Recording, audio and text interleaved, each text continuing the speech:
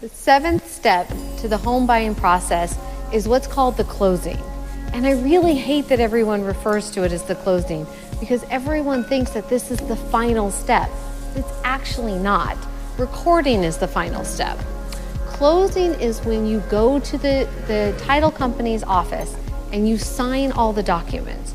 You sign stating you agree to take the home as it is and that you've done all the inspections that you would possibly want to do. This is the time that you sign your closing documents. And you've gone through these with the lender before, so you should know what they are. But your agent will try to attend your closing if possible, and they'll be there to answer any questions that you could possibly have about any of the documents. If you'd like to review them all, and I will warn you, they're about 250 to 300 pages, that you can get them beforehand so that you have a chance to read through everything.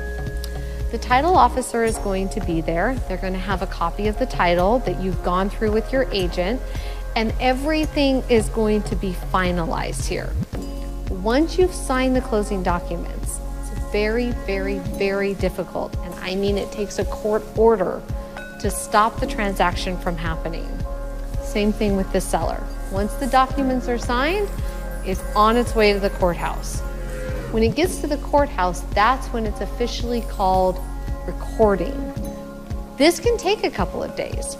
What happens is you sign all the loan documents and these are sent to your mortgage company. The mortgage company says, okay, they've agreed to the contract, and then they send the funds to the title company.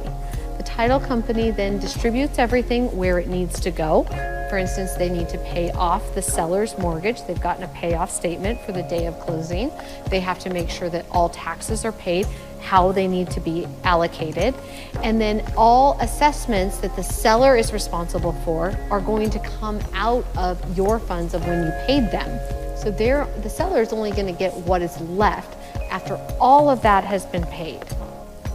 Then the closing agent takes all of those contracts down to the courthouse, and the court clerk stamps them and says, it's officially your home. Now, all of this happens in a couple of days, usually by the closing date. Again, things can be moved around, so please, please, please be flexible and understand that you should not expect to move into your home on the day of closing. Move-in happens the day of recording, and that can be a couple of days. But the seller has the right to have the home until a certain point of the day of recording. Remember, they've got to move all their stuff out, but they don't have their money yet. So they can't move into their new home unless they're lucky enough to be able to afford two homes at the same time. So even though you are closing one day, ask your agent what day you should expect to actually move in. There are times that we can move things around, but everyone has to agree. As far as the contract is concerned, you don't have the home until late in the evening of the day of recording. So make sure to discuss this with your agent and know exactly when you can actually have your moving truck at the new home.